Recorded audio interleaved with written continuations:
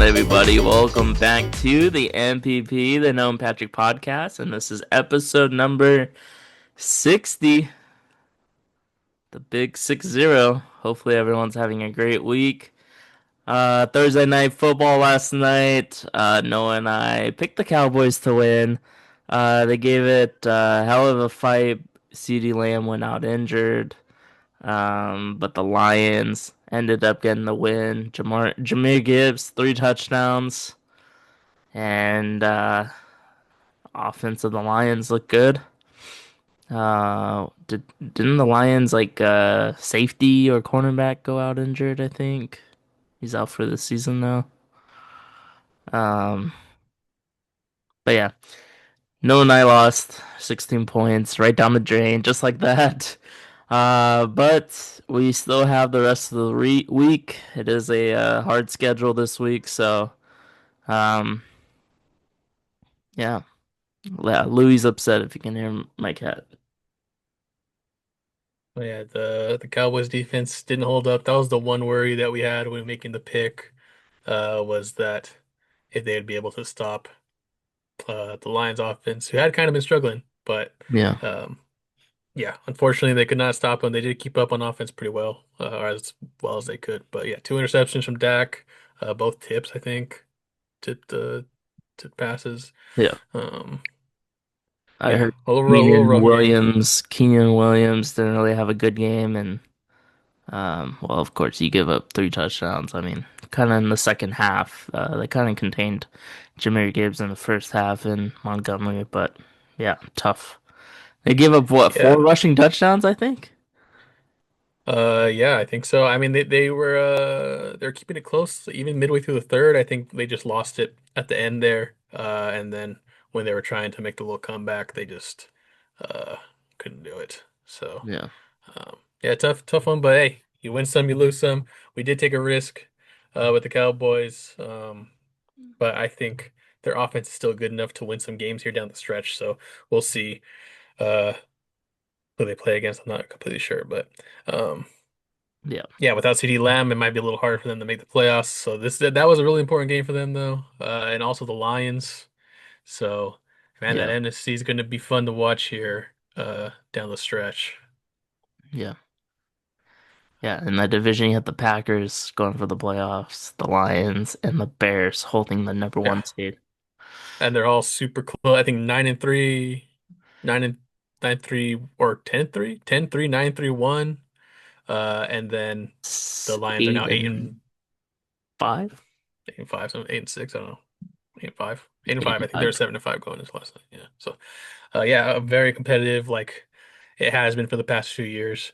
Uh, Vikings getting switched out with the Bears in th this year, but yeah. Next, we're going to go into some basketball news. A lot of stuff happened this week.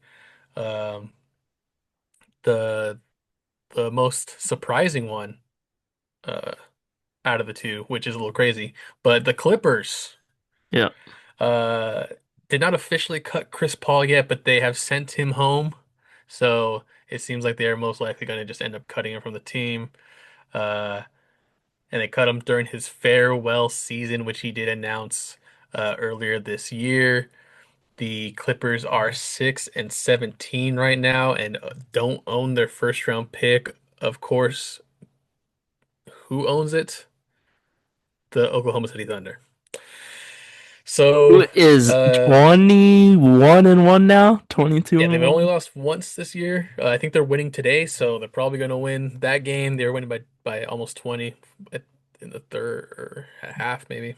Um, but one of the big news that came out for Chris Paul was that he was clashing with his leadership style, uh, that he was vocal in holding management, coaches, and players accountable, which uh, the team felt was disruptive, especially according to Shams.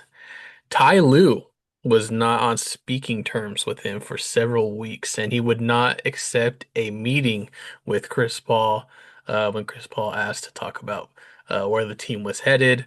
He was trying to help. I mean, he's a veteran, been in the league for A long at time. least 18 years, if not 20. I don't want to say 20, because he came from college, so I don't know if he came. I don't remember if it was Isn't he like like a junior 39? type of guy, you know. So he came out as junior or something, but it's definitely between 18 and 20 years in the league, which is a very rare thing to see in the league. So He's um, played 20 seasons. yeah, so this is his 20th season. He is currently playing his 21st. Sorry. It's his 21st season. So um, yeah, just a huge shock because this doesn't help the Clippers at all. They cannot sign someone because they need 15 or 14 players on the roster. Uh, they cannot sign someone to take his spot because of their spot with the luxury tax. They would have to wait until January or something, I think, to take his spot. So I think that's why they haven't necessarily cut him yet because you can only have 2 weeks without a full roster. So once they cut him, they need to get someone in 2 weeks, but technically they cannot sign anyone because they don't have the money to sign anyone. So uh j just a terrible thing that's happening to Chris Paul right now. I mean, one of, if not the greatest Los Angeles Clipper to ever put on that uniform, up Yeah. there with Blake Griffin, DeAndre Jordan. DeAndre Lob Jordan, City. That was basically his time. one of the best, Had Jamal the Crawford on the best. team. Yeah, the best years for that Clippers team was in that little span with those three guys. Like you said, Lob City. He leads them in every assist category, assists per game, assist to turnover ratio, assists for the team in history. I think he has like over 4,000 assists just for them alone. Um, so yeah, someone who probably could have got their jersey retired, and I believe they don't have any jerseys retired right now uh, for the Clippers. So he would have been one of the first with Blake Griffin if they ended up deciding to retire Blake Griffin's. But they also did him pretty badly when they traded him to the Pistons uh, Yeah. without letting him know also. Um, and I Yeah. think it was like right after they had signed him to a pretty good big contract too. So Yeah, it was also going back to the it was basically just based on how Chris Paul was talking in the locker room and like really putting his voice out there and frustration and what the team should do. But supposedly he took the plane like to the away yeah, trip, and management knew on Sunday that they were gonna cut him, and then they waited until like Monday because their flight got delayed for 5 hours, and then when they landed they had a meeting that didn't work out, and then they cut him. So it's kind of messed up that they could have just done this before they got on the plane, but yeah, just a lot of unnecessary yeah, stuff going on.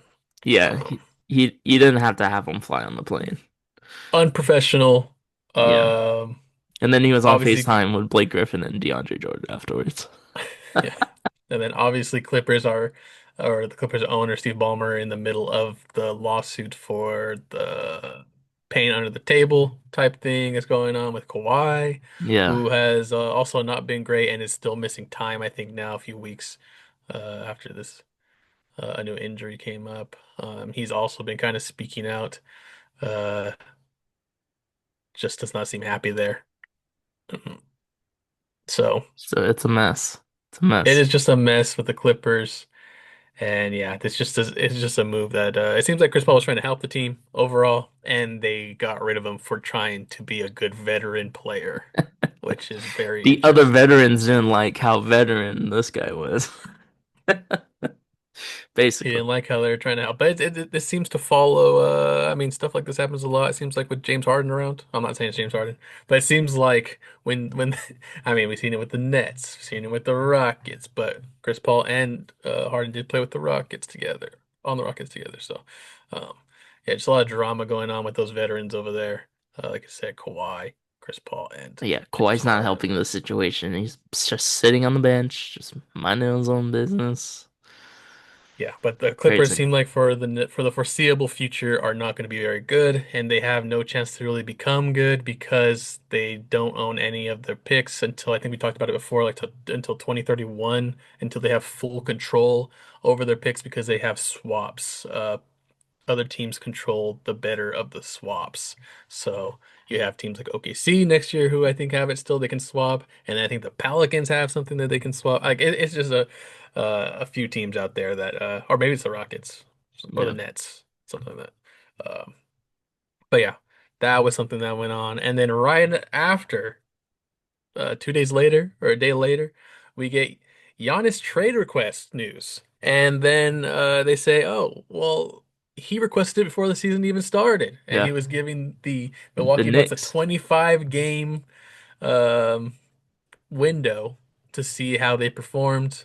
And they are on a losing streak right now. Well, I didn't put it down, but And Giannis is injured and out for the next 2 weeks because he, yeah, he has a calf strain, yeah, calf strain. And the team won very without serious. Giannis versus one of the top three teams in the Eastern Conference in the Pistons. So, yeah, Giannis. I guess Bucks and Knicks had talks before the season began. Giannis said that one of the places he wants to go to is the Knicks. So, curious who the Knicks would want to give up. Supposedly the Knicks don't have draft picks as well. Um, they don't have that many first round picks. It's because they traded them away. I can't remember what trade, but They've traded for Towns, they've traded Towns, for yeah. OG Anunoby, and they All those traded for trades, yeah. Mikal Bridges. So all of Yeah. those are in the Nets, the Timberwolves, and uh, the Raptors. But I don't know if Yeah. that's probably passed already. So Those it'd have have been to there for a few be years. like three players, maybe including Towns and I don't know, Shamit and Josh Hart or something for Giannis, and maybe a first round pick in 31. Yeah, it's just the unfortunate thing is the Bucks did go out and just get Miles Turner. I don't know if a Towns return would be something that they want. Like you said, it would probably it might have to involve Mikal Bridges. Definitely, most likely, OG will be in the offer. Um, so yeah, I don't know how they would get him, but it's gonna have to be multiple team trade. Uh, but yeah, that's Giannis' preferred spot. The Lakers have come out as also as a preferred spot for Giannis. Um, they seem like they have a better chance than the Knicks because they have Austin Reeves, who has been playing out of his mind. He would most likely have to be a part of that. They do have more picks that they can trade, but they can only trade one first round pick if the trade happens mid-season, and but they could trade two if it happens in the offseason. So a better package could be made in the offseason for Giannis if he wants to go to the Lakers. Um, Another obvious one is the OKC Thunder, who, like we just said, have a plethora of first round picks from the Clippers. And look Yeah. at them now. Don't they have They're 7 first round picks this next year? they have an insane amount. We said, like you said, they're 21-1 right now or something like that. They have the most assets in players. Like they They have Case and really don't need Wallace if Giannis. they're willing to give up Case and Wallace. Um, They have, I mean, it depends who they want to give up, really. They have players that they don't that are so good Yeah. that they don't even need them because They have a they're chance to behind get players. Boozer this next year. Exactly. I mean, money wise, it makes sense for them to make the pick because then you're paying less money for a Less. first Yeah. round pick. Uh, but it depends, if they want to add someone like Giannis or not. I can't even imagine a Giannis and Chet Holmgren duo. That'd be an With insane Shea. defensive duo. Yeah. Um, but yeah, they have the most assets to get him, but from what I've seen, it seems like they don't want to break up their core. They want to kind of stick with the chemistry they have. And I Yeah. mean, I don't blame them. They're 21-1, right? But also you have the chance to add someone like Giannis. It's like, how do you not. Exactly, yeah. And what I've been hearing from the Thunder is that they kind of want to get rid of some picks because they actually have too many picks. Yeah, Because how are they gonna afford all the people that they have on the team now, and then for the future coming in, they just have too many picks, which yeah. is crazy to say. I think it would And be then, different if they were like 1 in 22, then oh yeah. you can ship some people out and just be like, okay, cool, let's go. But Yeah, it's crazy that they just won a championship. Uh, they're in win now mode, obviously. They have guys locked up, and you can still improve your team. Is absolutely insane. The money would be crazy though. Giannis maxed out, and he will. I think he's almost done with his contract, so he would need another contract, which I think is what's stopping that OKC trade. Um, I don't think it's very likely he goes OKC, but they just have the most to get him if they really, really wanted to get him. yeah, if Bucks want picks, they have picks. So Yeah. Next, the San Antonio Spurs are a very interesting spot. I was talking about a Chet Holmgren and Giannis defensive duo. What about a Wemby and Giannis defensive duo? It absolutely nasty. insane. The Spurs just drafted their third point guard, Dylan Harper, who has been playing great. He looks like he's going to be a great player. So they do have people they can give up. Stephon Castle, De'Aaron Fox, point guard, something that the Bucks really need. And they also have picks. So it's just, are they willing to give up Stephon Castle? Because I think they're going to have to give up one of Stephon Castle or Dylan Harper. And I think right now might be leaning towards keeping Harper because he's looked just as good, if not slightly less than Stephon Castle. But I mean, he's 18 years old. And Stephon Castle's still 2021. But Yeah, he's just signed. And then Fox, I think, would be ideal to get rid of because he's, 28 or something, 27, 28, but crazy. he's playing out of his mind uh, with Yeah, Wemby gone. Um, and then they probably have to throw in like a Harrison Barnes, Jeremy Sohan, and a couple other players. But that would be a pretty Keldon good package Johnson. also. Yeah, Keldon Johnson. Yeah, So that would also be a pretty good package for Giannis, obviously with picks on top. But you get a young star and then a few picks and a good amount of role players that kind of puts you back in the mix. yeah. I mean, it'd be insane. A Wemby Giannis combo, and it's unfortunate that you have to give up Castle because he did win Rookie of the Year last year. But hey, man, that's how you have all these top five picks back to back years. You get Wemby, Castle, and then Harper the first next 3 years. So insane run with draft picks, but it yeah. I wouldn't mind what De'Aaron Fox, Miles Turner, and Yeah, I mean, if you're the a Spurs rookie and you coming can in. and you can get away with like keeping Stephon Castle and Dylan Harper and then adding Giannis and then getting Wemby back, like I would do that. I know how good De'Aaron Fox is. He's been good for a very long time. But You these two have guys right there yeah, this guy's have insane. better than higher than De'Aaron Fox potential. They both can be even better, which is absolutely insane. Yep. Uh, just real quick, the Heat, obviously. Every time a big name is Everything in there, you got the happens. Heat. They have the young point guard they just drafted. They can offer a lot of Tyler Hero, Khalil Ware, who's looked really good at times.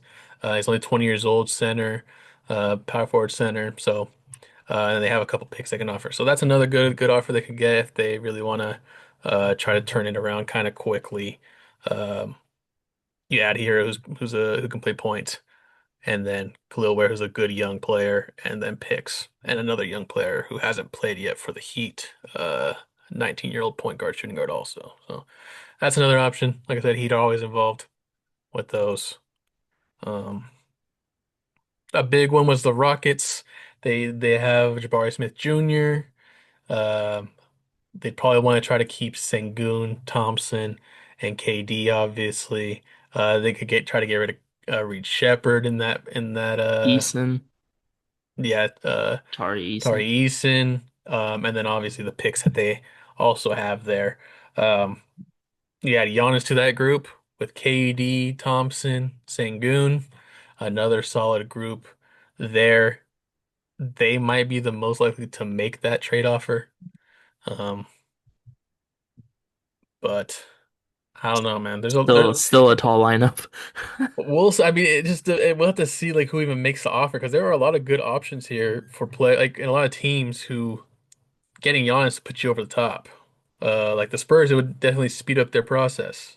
The Rockets are kind of already there. Do they really need to make this? But like, I saw some packages with the Rockets. People had Sengun in the package. I was like, why would you give up Sengun? Man, that guy's like, he- you know, top five center in the league. he's like 22, 23, and Yeah. yeah, adding him in that for Giannis, who's 30. Oh, Um, I don't see that happening. no, it would be a lot less. I would think the Bucks would want more, Yeah. and they would get a lot less. They would have to do maybe one or two players there. They wouldn't get the higher caliber, higher potential players, and maybe less picks also if you put in Sengun, because he's a lot better than the guys that they could get. Um, and then a lot of surprising talk with the Hawks. I've seen some people saying with Trae Young involved, without Trae Young involved. I don't think a deal gets done without Trae Young though, because there's no way you give up Jalen Johnson. He's been playing out of his mind. He's been good, Yeah. except last year when he got hurt. But other than that, he's played great. Um, Porzingis would have to be involved for the contract, Yeah. and They're not. maybe if you don't give up Trae Young, you have to give up Dyson Daniels, Yeah. or you have to give up Reese Shea. I would be fine giving up Reese Shea. I forgot that he's still in the league. I I haven't mean, heard Reese Shea talk about has his moments. a first overall pick that doesn't get talked about. Yeah, I mean, he was. He's just It's one of the under. not worst drafts, but It's a one there of the weren't worst drafts. there Alex wasn't Sarr. a. I mean, Alex Sarr's been good too, though, but there wasn't a standout guy in that draft. And if you can get Giannis from trading a player from that draft who there wasn't a star in that draft, then Yeah. I mean, that's a great return, in my opinion. But they're the dark horse, it seems like. There that's a good spot for him, money wise. Uh, and if you add him with Trae Young, that would be great. But I just don't see a world where Trae Young's not involved in that. Yeah. Yeah. I don't know. He, I feel like Trey Young always comes up when like trade talks. Like, I feel like he's on the way out pretty soon here. So Yeah, he's been here for a while, so we'll see what happens there. But I believe they're waiting. There's like a deadline for players to be traded. I think it's December 15th.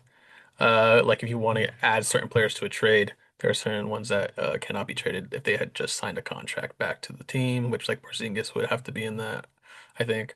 So, um, yeah, so we probably won't see one here for a couple of weeks, but be on the lookout.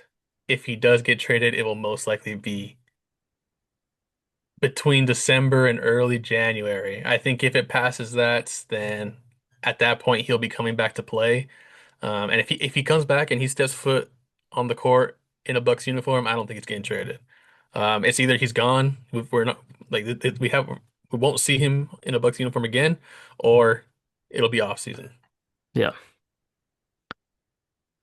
Yeah, it's crazy. And the Bucks have done everything that they could, to keep him. His family moved to back to Greece, so they signed both of his brothers just to have family close to him on the team. And Milwaukee's a small market that of course wants to keep Giannis, try to do everything they could. Signed Damian Lillard, just didn't work out. Fired Budenholzer after winning a title Yeah, a they're paying couple years got four after. coaches over there, I think still, Yeah. So maybe five. I don't know. Just Yeah, but I mean he did bring them a championship, so uh the Giannis time I think you can consider a successful one. Because he did bring a championship to Milwaukee. So, um, yeah, I think maybe you do get what you can for him while you have the chance. Don't let him walk for free. And with the calf injury, maybe you do want to trade him. But we've seen what happens. He's the same type of injury Tyrese Halliburton had. If that he would have sat out the same amount of time as Giannis, but obviously he didn't because it was the finals. Um, and we saw what happened with Tyrese. So we'll see what happens in the next few weeks here. Maybe next month with Yep. the Giannis and Bucks. Yeah. On to college football. We're coming down to the wire here. I got the second to last bracket. Uh, you can see how this is kind of shaping up and what the committee thinks coming into it. Uh, who lost last week? Texas A&M lost last week, so they get dropped down to 7. Texas Tech takes their spot. Georgia moves up. Basically everyone moves up one from last week. Um, the 12th and 11th spot is going to be interesting. This week is also the conference championships. So ACC, Big 12, BYU, Texas Tech, Duke, Virginia. Those are going to definitely have some uh, playoff implications. Just because Miami's not playing in the ACC, which is kind of interesting. Not playing in the ACC championship, so um, somehow Yeah, they I may think where they were sneak ranked in. already, I think where they were ranked, they're basically out. Yeah, I think they were ranked number 13 or something or 14. yeah. So I mean, I don't know how they get back in. Even though they're not in the championship, the commissioner is pushing for two teams to get in, Miami and either Duke or Virginia to get into the playoffs. And then if BYU beats Texas Tech, of course Texas Tech's gonna stay in the playoffs, and then maybe BYU take the last spot. So um, Alabama versus Georgia in the SEC championship, Ohio State, Indiana in the Big Ten championship. So, Ohio State, Indiana, if one of them loses, they're not gonna. I And don't they're think gonna they're be gonna out. lose. They're not gonna lose their spot. No. So, No, but Tulane did win today, and then James Madison won. nice. So they could get in as well. I think it just depends on the Big 12 championship and the ACC championship. Notre Dame moved down a spot. They got overlapped by Alabama, even though they killed USC last week. Um, I don't know. It's definitely interesting for Notre Dame. I don't know. People are questioning why they got moved down, even though they've had a good season since losing to Miami the first week. And like you said, I mean, like the teams that are on the brink are probably hoping for a Texas Tech win. So BYU can sneak in. Maybe a Georgia win over Alabama. Maybe that kicks Alabama out because they get 3 losses now. Yeah, and but Uh, then that brings in Texas, who has 3 losses, and they just and beat they Texas just missed. A&M. hmm They So just missed a placement in here too. yeah, Um, it's gonna be uh it's gonna be pretty crazy and they hope. weekend and how this shakes out. Um, and of course, I'll come back with the final bracket for next week. But who do you got in these championships? Duke versus Virginia. I don't even know Duke and Virginia. I think Virginia is favored, but I just never heard of Um, Duke making a charge. yeah, I mean, I think people are hoping for Duke. I think because Duke's 7-5, so they don't get in. Um, and then who are they playing? Virginia. Virginia, Yeah, if they lose, then they're not making it. So, uh, hey, I'm all about the underdogs, like I said. So I'm rooting for Duke, and obviously it makes it more fun yeah, because just to see what they do. all these teams are fighting to get in. Duke wins and shakes everything up. Yep. Yeah, I think I Makes it got. harder for the committee. Unfortunately, I think I got Virginia just to see if they get in as well. BYU, Texas Tech. I think we're both rooting for BYU to cause chaos. Um, and Ohio State, Indiana. I hope both of those teams lose somehow, and hopefully Yeah, but Indiana wins. I mean these last ones, I Or mean like OSU Indiana, I don't really care. Doesn't change anything. So whoever wants to win or lose, go for it. Uh, and Georgia Alabama. I mean, go I don't know. go I guess Bulldogs. it. Yeah, I guess Georgia wins. It makes it more interesting. Yeah, maybe Notre Dame la passes Yeah, they Alabama swap. back again. So I don't know. Who knows? And Oklahoma's just chilling somehow Yeah. on the ninth seed. SEC, not even in the championship. So, other college football news: Lane Kiffin finally made his decision to go to LSU. He got booed on the tarmac when the two planes from LSU arrived to pick him up. He wanted to coach Ole Miss in the playoffs. The director in the school denied him and said, "Get out of here." The defensive coordinator was gonna follow him to LSU, but then he left and then decided, actually, I want to come back, and then they took him. Uh, so he's gonna coach in the college football playoffs. Pete Golding takes over head coach for Ole Miss, and if Ole Miss wins a playoff game or multiple, Lane Kiffin gets $1 million for each team for each win the team gets, which is kind of crazy. People think they're just gonna lose first round. So Yeah. Well, maybe. I mean, I don't know. We'll see. I guess what happens. But the players seem pretty excited that the interim coach was Pete Golden. So, or I think he's the new head coach now. He's not the interim, right? I think I he's. I thought he. I saw he was like he's going to be he's the the head next head coach. coach. Okay, Yeah, he's the but head maybe not. coach through the playoffs for sure. Yeah, at the very least. Yeah, But yeah, I mean, when every so time much something like this drama. happens every year, it's always the same thing every single time. Yeah, Obviously, it's a little bit bigger of a deal because it's Lane Kiffin and it's a playoff team. But we see it all the time with coaches from schools who didn't make it and maybe they played really well. They move up to a bigger, well-known name, yeah, and it's the same drama. yeah. So this is just a higher stage. James Madison, head coach and Tulane coach, is moving on to a bigger school, but they are coaching playoffs or a bowl game, whatever. So Yeah. some coaches Well, are staying, but those are very smaller scaled schools, and it's very they don't get this different, chance but very often. I'm sure there's a lot of drama going on there as well. Yeah. And Penn State finally found their head coach. That's the other drama. Everyone, I think like six coaches denied the job.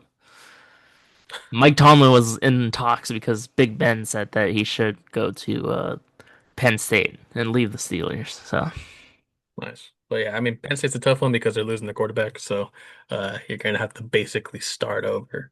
yeah, Well, I mean, it's not as hard because you can get transfers, but still the starting from scratch reputation. over there. Yeah. But that's it. All the college football news. More is probably going to come out next week and after the playoffs. So, fun times. Yeah, so we'll just go over these underdog picks really quick. We don't have much time. But yeah, if you're here for these, here we go. We got Chase Brown higher than 53.5 rush yards going against a weak rush defense in the Bills who gave up I don't know who gave up a lot of rush yards. Uh Kyle Monangai for the Bears higher than 45.5 rush yards. We saw what they did to the Eagles. I'm hoping the Bears can also the offensive line plays just as well against the Packers defensive line. And then Trey McBride TD. He's had what 5 TDs in the last 6 games. Uh, I think they're gonna be throwing it a lot, but trying to come from behind like always. So, Jacoby Brissett to Trey McBride TD incoming. Yep. Got Jackson Smith, Najigba, another week with this guy. Bounce back game versus the Falcons, getting a touchdown. Next, I like this pick last week from Noah. Cam Ward higher than 30.5 attempts versus the Browns. Hit this 4 of the last 5, and they have no running game. They literally pass it for 35 times, maybe over. And then another guy that we haven't chose all year. He's now the starting running back for the Broncos, R.J. Harvey, getting a touchdown against the Raiders when he took over the starting job last week. 2 touchdowns. So see if he can pull another one out against the weak Raiders team. Yeah, I mean, Broncos offense very run heavy. So Yep. That's rush or receiving as well. But that is episode number 60. Hopefully, everyone enjoyed this one. And we'll see everyone in the Pick'em video next week. Subscribe to the channel, right, Noah? yeah, hit that button and hit that alerts. See ya. Yeah.